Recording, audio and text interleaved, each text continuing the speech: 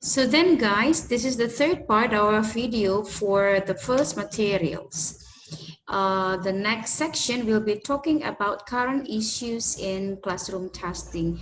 You know guys, the design of communicative performance-based assessment rubrics continue to challenge both assessment experts as well as the classroom teachers. Such effort to improve various phases of classroom testing are accompanied by some stimulating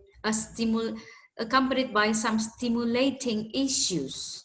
Stimulating issues, all of which are helping to shape our current understanding of effective assessment. So basically, for the next section, we are going to take a look at three such issues, which are the first is about the new view on intelligence, and then the next one we'll be talking about the advent of what has come to be called as alternative assessment, and the last one is about the computer-based testing. So these are the explanation related to new views of intelligence. Well, actually, intelligence was one view strictly, intelligence was once viewed strictly as the ability to perform linguistics and logical mathematical problem solving. And this IQ or intelligence quotient concept of intelligence has seen smartness, as the one is measured by time, discrete point task consisting hierarchy of separated items. Well, psychologists such as Robert Steinberg, and Daniel Goleman has begun to turn the psychometric world upside down, extending the traditional view of intelligence to 7 different components. So then Gardner accept the traditional conceptualization of linguistic intelligence and logical mathematical intelligence and included 5 other frame of mind in his theory of multiple intelligence. So basically, multiple intelligence is developed and is introduced and developed by Gardner.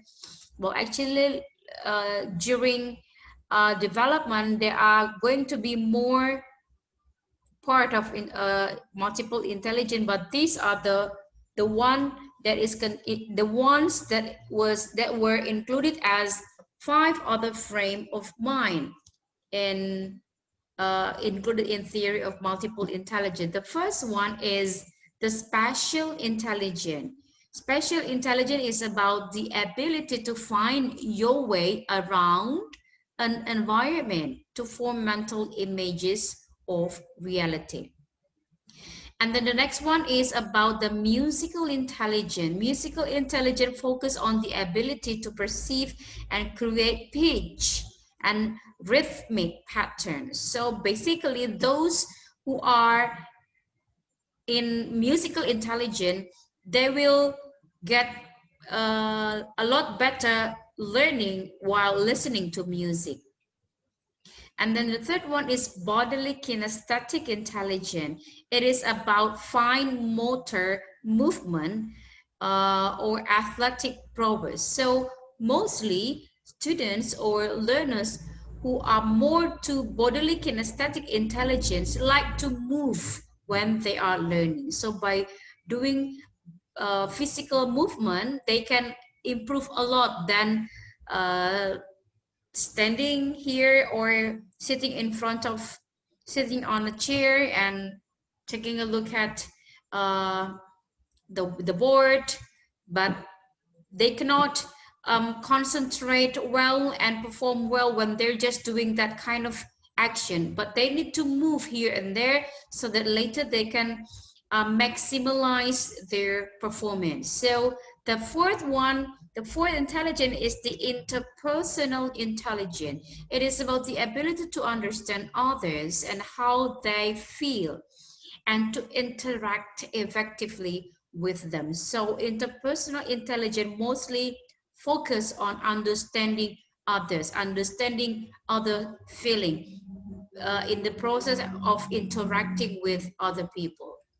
And then the last one is the intrapersonal intelligence. This is about the ability to understand oneself and to develop a sense of self-identity. So basically, intrapersonal intelligence is is the ability to understand oneself, to develop sense of, to develop our personal identity. So, well, actually, Robert, not Robert, but Daniel, yeah, Daniel Stein Goldman, I guess, Daniel Goldman, more recently proposed the concept of EQ or emotional quotient.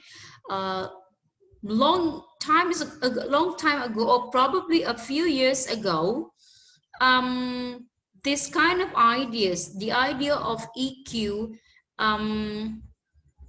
is not well received by some experts, but this concept of EQ, which underscored the importance of the emotion in our cognitive process, has become widely developed and widely implied or widely implemented to the process of learning. Well, actually, this new conceptualization of intelligence proposed by Daniel Goldman has not been universally accepted by the academic community, but up to this past few years, it is started to be accepted.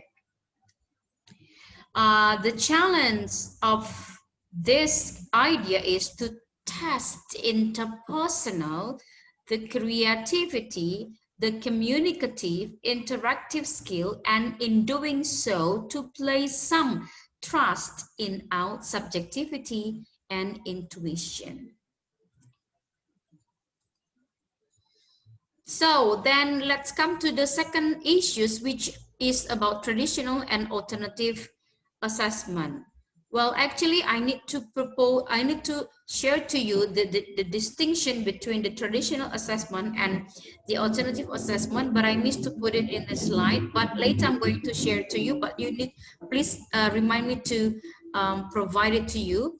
So like actually, like implied in some earlier description related to performance-based classroom assessment, which is becoming a trend to supplement traditional task design with alternatives that are more authentic, which are considered as more authentic in their elicitation of meaningful communication. However, the emerge of alternative assessment comparing to the traditional one lead to caveats related to both approaches. Yeah, while for traditional, these are some characteristic of traditional assessment.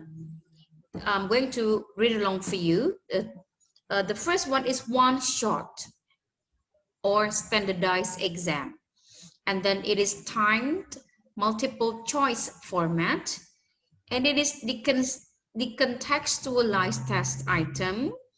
Its scores suffice for feedback.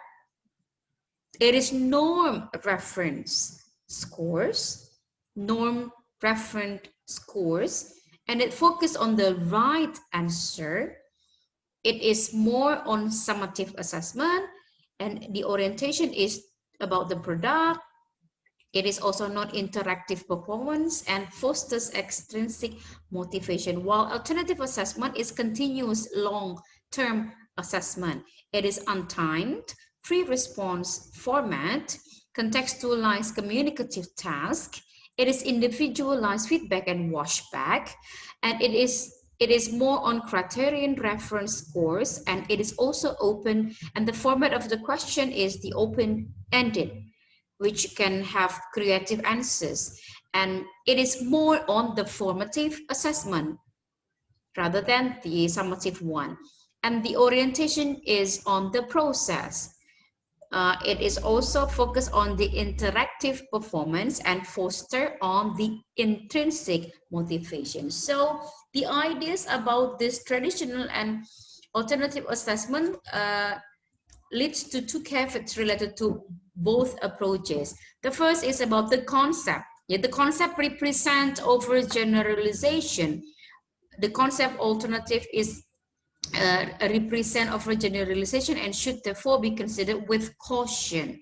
Many forms of assessment fall in between, or some combine the best of both.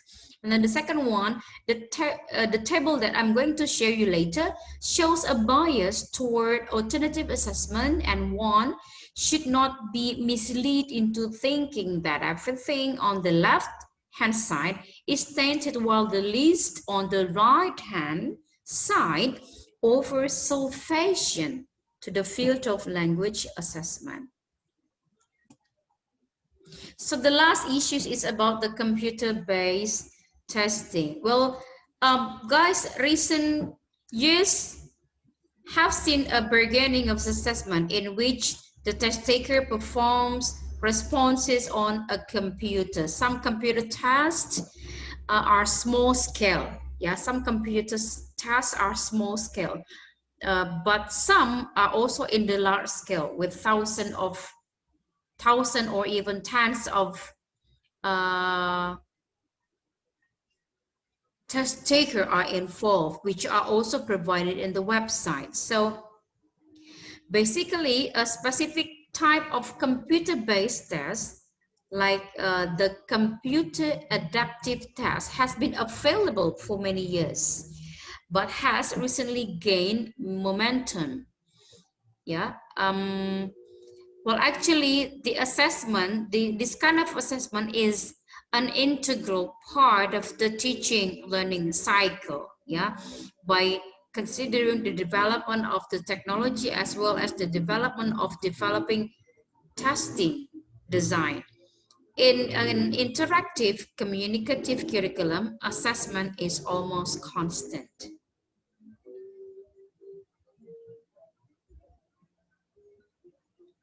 So then tests, which are a subset of assessment, can provide authentic motivation and feedback to the learner. Tests are also the essential components of a successful curriculum and one of several partners in the learning process.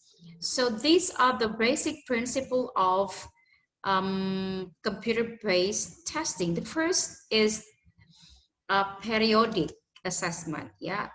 Most of the computer-based assessment is periodic assessment, both formal and informal, which can increase motivation by serving as milestone of student progress.